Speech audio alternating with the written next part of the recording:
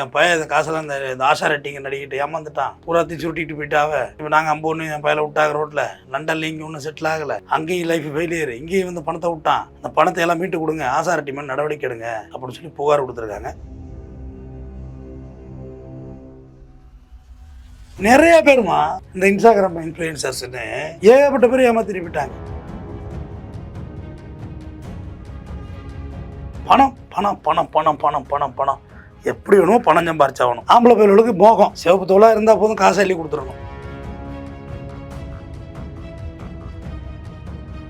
நடிகைகள்கிட்ட பணம் கொடுத்தவங்களை சொல்கிறோமா, அட்ரஸ் இல்லாமல் போயிடும், அட்ரஸ் இல்லாமல் போயிடும். அந்த பணத்துக்கு இதுவே இருக்காது, கணக்கே இருக்காது. அன்றைக்கி ஒரு படம் பார்த்தா அந்த படத்தில் ஒரு டிக்டாக் பைத்தியம் பூரா இருக்கே அந்த படத்துக்குள்ளே. அது என்ன படாது, எல்லைக்கவா எல்லாருக்கும் அங்கீகாரம் கொடுத்துட்டாங்க. ஒருத்தர் ஆம்புலன்ஸ் வாங்கி கொடுக்குறாங்கிறாங்க, கேட்டால் அது ஆம்புலன்ஸ் எழுது டாடா ஏசி நம்பர் இருக்கிறாங்க. நமக்கு எதை கட்டோம், வாங்கி கொடுத்தா அது ஆம்புலன்ஸ் ஓடுது. கல்யாணங்கிறது வந்து ஒரு ஒரு அற்புதமான பாண்டிங்மா. அது ஒரு ஒரு ஒப்பந்தம், ஒரு கான்ட்ராக்ட். ஒரு கம்பெனி வச்சுருக்கோம்னு வச்சுக்க, நான் எம்டி, நீ தான் வந்து டைரக்டரு, நீ தான் வாட்ச்மேனு, நீ தான் கார் டிரைவரு, நீ தான் ஃபேக்ட்ரி ஆன் பண்ணுறவன், நீ தான் மெயின்டெனன்ஸு. இது ஒரு பாண்டிங். ஆனால் இங்கே அப்படி இல்லைம்மா.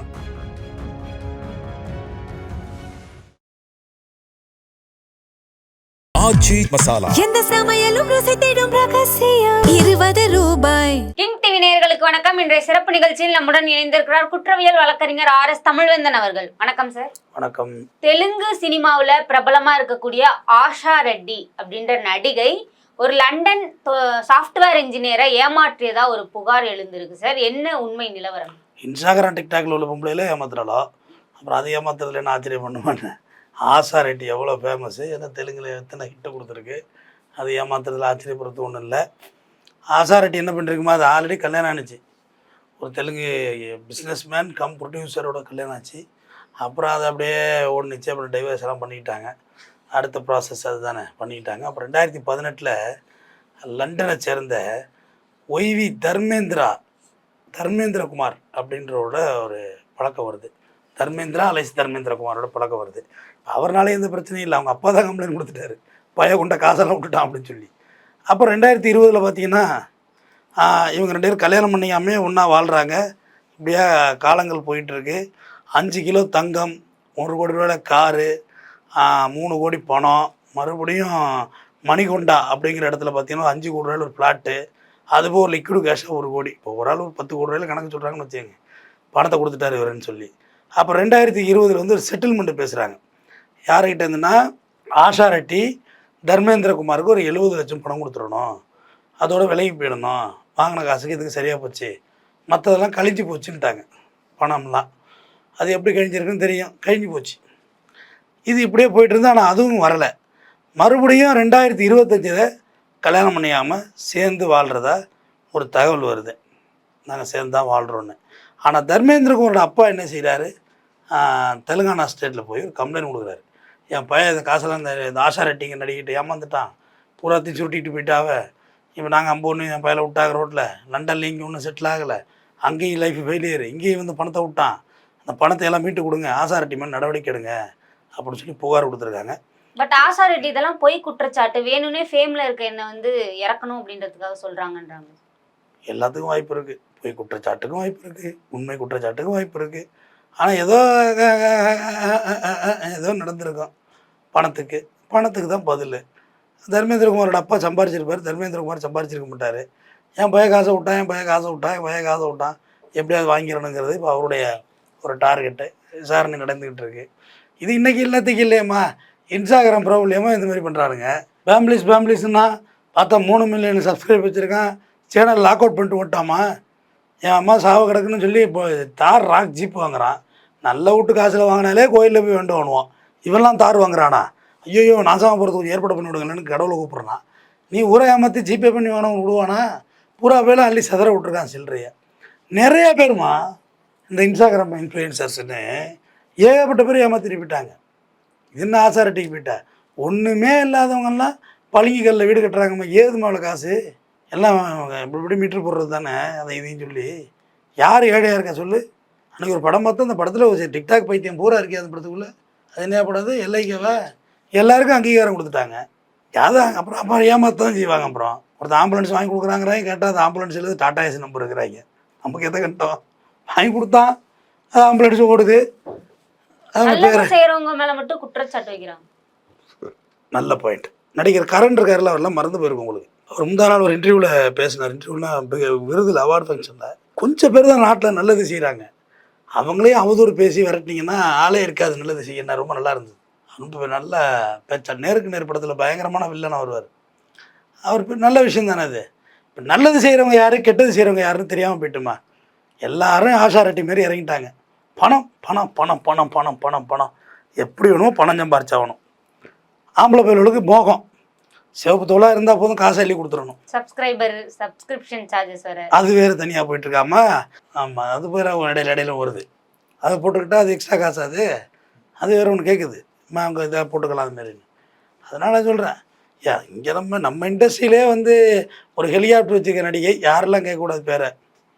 ஒரு 100 பஸ்ஸை விட்டார் அவர். 100 பஸ்ஸு அவர்கிட்ட இருந்து பெரிய கோடீஸ்வரன் போயிடுச்சு. கடைசியாக பஸ் ஒன்று வாங்கி கொடுத்து அந்த நடிகை இறக்கப்பட்டு இங்கே வராதுன்னு அந்த பஸ்ஸையும் விட்டார். ரத்த கண்ணீரே அந்த கதையை வச்சு தான் வந்துச்சு.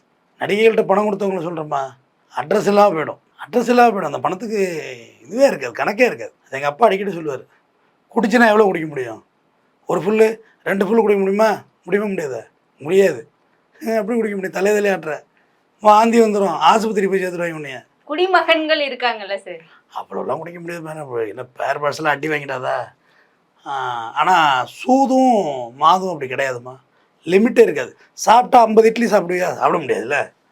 இது 10 இட்லி சாப்பிட்லாம். ஆனால் லேடிஸும் சூதும் அப்படி இல்லை. மனசுக்கு மயங்கிட்டா அப்படியே ஏமா மகாபாரதம் மற்றும் எல்லா ராமாயணத்தில் இலக்கியம் பூரா என்ன சொன்னிச்சு? பொம்பளை மேலே ஆசைப்பட்டா அழிவு தாண்டான்னு. இந்திரன் கெட்டதும் பொண்ணாலே, சந்திரன் கெட்டதும் பொண்ணாலேன்னு சீட்டாடிக்கிட்டே இருக்கலாம். எவ்வளோ காசு ஒன்று விட்டுக்கிட்டே இருக்கலாம், வலிக்காது. இந்த இதை வச்சு விளாட்றேன், இந்த செல்லை வச்சு விளாட்றேன், நகையை வச்சு விளாண்டுட்டே இருக்கலாம். லேடிஸும் அதுமாரி தான். ஒரு முத்தத்துக்கு 10 லட்சம் கொடுத்தா என்ன ஆகிட போகுது? போயிட்டு தானமா இருக்கும். அவங்களும் நேக்கா பேசி வாங்கிடுவாங்க ஒரு வழியாக. கடைசி காசு இல்லாதப்போ எம்ஆர் அதுமாரி தூக்கி போட்டுருவாங்க. அதனால் காசு கொடுக்கக்கூடாதுல்ல. என்னம்மா, நம்ம அழகுக்கு நம்ம அறிவுக்கு மடங்காத பொண்ணுங்க காசுக்கு தான் மடங்குனா அது எதுக்குமா கொடுக்கணும்? அது என்ன அப்படி கரும்புதிக்க கூலி? அது மாதிரிலாம் இருக்கக்கூடாது. இந்த மாதிரி வீக்கான ஆம்பளையும் இருக்கானு. இப்போ இங்கே கல்யாணம் பண்ணிக்கிறேன்னு சொல்லி ஏமாத்திருக்காங்க சார். பண்ணுவோம் கல்யாணம், அப்புறம் பார்ப்போம். கல்யாணத்துக்கு பிறகு தானே எல்லாம் கொடுக்கணும். அது பார்த்து இப்போ இப்படியில் போட்டு ஜாயிண்ட் அக்கௌண்ட்டை போட்டு வச்சுக்கோங்க. ஜாக்கிரதையாக இருங்க இளைஞர்களே. ஜாயிண்ட் அக்கௌண்ட்டில் போட்டுக்க. 2 பேரும் போய் ஊச்சரில் கையெழுத்து போட்டால் தான் பணம் கிடைக்கும். ஒன்றா போட்டு விட்றாதீங்க. ஒரு ஆசை திசையில் போட்டு விட்றது. ஒரு கல்யாண ராணின்னு ஒன்று அதுவும் சில பயலுக்கு எழுதியிருக்கானுங்க, என்னை ஒரு வாட்டி ஏமாறுறது வாய்ப்பு கொடுமா அப்படின்னு. கல்யாண ராணின்னு ஒன்று எல்லாரையும் கல்யாணம் பண்ணிட்டு ஏமாத்திட்டு போயிட்டு 90s கிட்ஸ் தான். கல்யாணம் ஆகலையா, நல்லா தெரிஞ்ச பையமா, சொந்தக்கார பையமா, என்னை அந்த பொண்ணு ஒரு வாட்டி ஏமாத்துறது வாய்ப்பு கொடுங்கடா குருநாதா அப்படின்னு போட்டிருக்கான். அப்படி படம் போட்டு மீம்ஸ் போடுறான். 18 பெட்டில் ஏற்கனவே பொண்ணு இல்லை, இந்த லட்சணத்தில் போட்டால் எவன் பொண்ணு கொடுப்பான்? சொல்லுமா. கல்யாண ராணி ஏமாற்ற ஒரு வாய்ப்பு வேணுமா அவனுக்கு? அப்படி தான் இருக்குது. எல்லாம் ஆம்பளையும் ஏமாத்துது, பொம்பளையும் ஏமாத்துது, எல்லாம் ஒன்று ஏமாத்துது.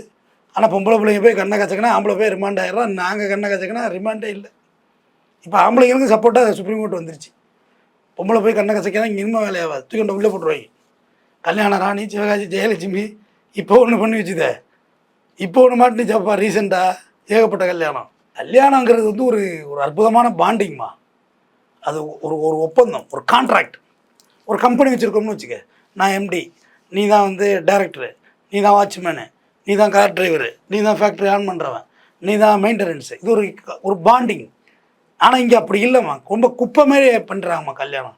கல்யாணம் பண்ணுறது 6வது மாதத்தில் டைவர்ஸ் பண்ணுறது. கல்யாணம் பண்ணி புருஷன் ஒரு லைனில் பேசிட்டு இன்னொரு செல்லு வச்சுருக்கு, நான் ஒரே நம்பர் தான் டார்லிங் யூஸ் பண்ணுறேன் அப்படின்னு. அது ரைட்டு. அந்த செல்லு 2 சிம் போடுறதாச்சே. இந்த செல்லு இன்னொருத்தண்டு பேசுறது, அந்த செல்லு இன்னொருத்தண்டு பேசுறது. கல்ச்சர் அது. இதுக்கு இட்ஸ் நாட் கல்ச்சருமா, இது ரொம்ப தப்புமா. அது தனியாக உனக்கு ஒரு பாய் ஃப்ரெண்ட் இருக்குது, தனியாக உனக்கு ஒரு கேர்ள் ஃப்ரெண்ட் இருக்குது, சேனல். பட் ஒரு பாண்டிங்குள்ளே தப்பு பண்ணுறது தப்பு தானேம்மா. ஒரு ஒப்பந்தம் போட்டு வந்தாச்சு, ஒரு கான்ட்ராக்ட் போட்டு வந்தாச்சு. அதுக்கு மாதிரி ஏன் தப்பு பண்ணணும்? அது ஆணாக இருக்கட்டும் பெண்ணாக இருக்கட்டும் தேவையில்லையே. இப்போ இந்த இடத்துல கூட குற்றம் சாட்டப்படுற நபர் ஆஷா ரெட்டியா இருந்தாலும் கூட அவங்க அப்பா தானே சார் கம்ப்ளைண்ட் பண்ணுறாங்க. இவன் எப்படி பண்ணுவான்? இவன் வீடியோ ஆடியோ எத்தனை இருக்கோ அவர்கிட்ட ஆசைப்படவுள்ள ரெக்கார்டிங் பேசியிருப்பேன். இல்லை எல்லாம் ரெக்கார்டிங் பூரா ரெக்கார்டிங். மியூசிக்கல் சென்டர் இது எல்லாத்தையும் ரெக்கார்டிங் பண்ணுவாங்க பாட்டெல்லாம். கேசெட்டு போட்டு ரெக்கார்டிங் பண்ணுவாங்க. ஒரே இடத்துல 10 கேசட் ரெக்கார்ட் ஆகும். இப்போ செல்ஃபோனில் ரெக்கார்டிங், அதுவும் வைக்காங்கிட்ட cell, you call be now recorded அப்படிங்குது. நீ எங்கே ரெக்கார்ட் பண்ணி என்ன பண்ணுறது? ஹலோ வச்சிடுறேன், நான் உண்மைன்னு வச்சிடுறது, ஏன்னா ரெக்கார்ட் ஆகுது. அப்புறம் நீ காலில் பார்க்குற இப்படி ஒரு ஆப் இருக்குது பாருங்கள், ரெக்கார்டிங் சவுண்டே கேட்காதுன்னு. நல்ல வேலை இந்த வீடியோ காலில் ரெக்கார்டிங் பண்ணுற ஆப்ஷன்லாம் இன்னும் இல்லை போல இருக்குது பாருங்கள். ரொம்ப ஆதரவாக இருக்குது. என்னை தவிர எல்லோரும் அறிவாளியாக இருக்கீங்களப்பா. நான் தான் இன்னசென்ட் இருக்கா, இப்போ தான் வந்திருக்கா, முன்னாடியே வந்திருக்கா? ஆரம்பத்துலேருந்து. ஆஹாங்க. இது வேறையா? ஆடியோ கால் ரெக்கார்டிங்கு வாட்ஸ்அப்பில், வாட்ஸ்அப் வீடியோ கால் ரெக்கார்ட் பண்ண முடியுமா?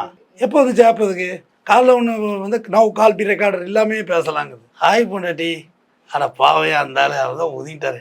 மாதம்பட்டி எடுத்து வர்றாப்புல பிரச்சனைக்கு. மாதம்பட்டி ரங்கராஜ் இருக்கார்ல, அவர் தான் அந்த குழந்தைய ஏற்றுக்கிட்டாரு. அது ஒரு வழியாக முடிஞ்சுது அந்த பஞ்சாயத்து. ஜாய் கிருஷ்ணா மாதம்பட்டி பஞ்சாயத்து முடிஞ்சிட்டு நின்று சாதிச்சுட்டே அந்த கும்பலை. அப்பா புல் வயிற்று தள்ளிட்டு புசுன்னு ஏறும். எங்கே மகளிர் ஆணையத்தில் பாவமாக இருக்கும் இந்த அப்படியே நிறமாசமாக ஏறுதுன்னு. ஆனால் பல்ல கட்டியிருந்து அந்த வேலையை முடிச்சுட்டு குழந்தைய ஏற்றுக்கிட்டாரு. ஜாய் கிருஷ்ணா ஏற்றுக்கலை, குழந்தை மாதம்பட்டி ரங்கராஜில் குழந்தைய ஏற்றுக்கிட்டாரு. ரங்கராஜ் மாசில் கூட அவரும் முடிஞ்சதை பார்த்தாரு. அதுமாரி தான் இந்த கதையும் முடிய போகுதுன்னு நினைக்கிறேன். தர்மேந்திராவோட இந்தியில் பெரிய ஆர்டிஸ்ட் இருக்கான்.